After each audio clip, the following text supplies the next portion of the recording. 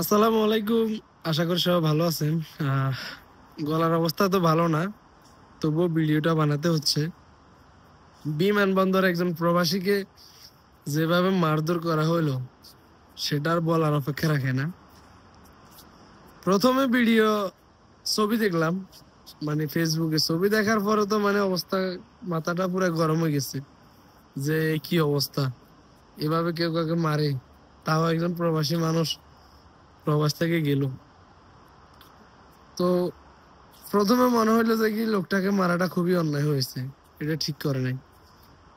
পরে ভিডিও যখন দেখলাম সিসিটিভি, তখন মনে হচ্ছে যে আসলে দোষটা প্রবাসী। ওই লোকটা আচরণ দেখে বোঝা যাচ্ছে সে অনেক উগ্র মেজাজে ছিল, মানে অনেকটা সেই লেভেলের একটা ভাবসাব নিয়ে বারবার সে ফার্স্টে অ্যাটাক করতে গেছে ওই কর্মকর্তা যে আছে তার উপরে। তো এটা তারই অপরাধ হয়েছে, এবং তার সাথে দেখলাম এক মুরব্বী, সেও অবস্থা খারাপ, গরম, প্রচুর গরম।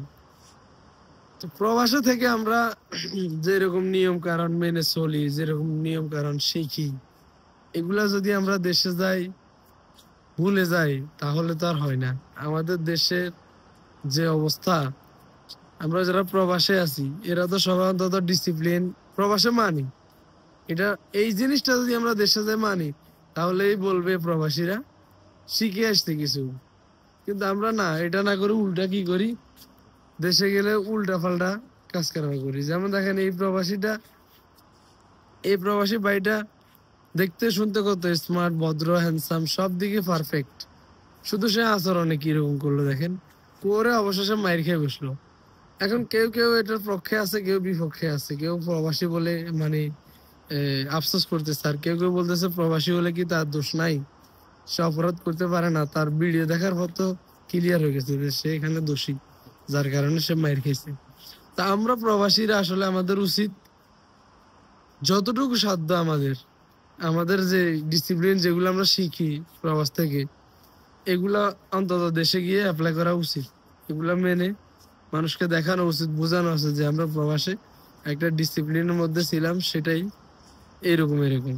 আমরা যদি যে এখানে উগ্রতা স্বভাব রেখে দিই, এভাবে বাজে আচরণ করে মারামারি করি, তাহলে তো এটা জিনিসটা দেখে খারাপ দেখা যায়। আমরা এই ধরনের আচরণ তখন করবো যখন আমাদের সাথে রং করবে, অপরাধ করবে, তারপরে। সুতরাং এখানে ভিকটিম কার্ড খেলার বা প্রবাসী কার্ড খেলার কোনো সুযোগ নাই। দোষটা প্রবাসী বাইটারে ছিল, সে কারণে আমরা প্রবাসীরা এটা নিয়ে বেশি কিছু বলারও প্রয়োজন নাই। সমাধান তারা নর্মালি করে নেবে। যদি বাইটার অপরাধ না থাকতো, বিনা অপরাধে তার সাথে এই আচরণ করা হতো, তাহলে আমরা পুরো প্রবাসী সবাই এটার প্রতিবাদ করতাম, বাইটের পক্ষে থাকতাম। তো ভবিষ্যতে আমরা কখনো এই ধরনের কাজ করব না, এইটা হইলো আমাদের কথা। আমরা অপরাধ করবো না, আমাদের সাথে অপরাধ করলে আমাদের সাথে সারা পৃথিবীর সকল প্রবাসী আছে।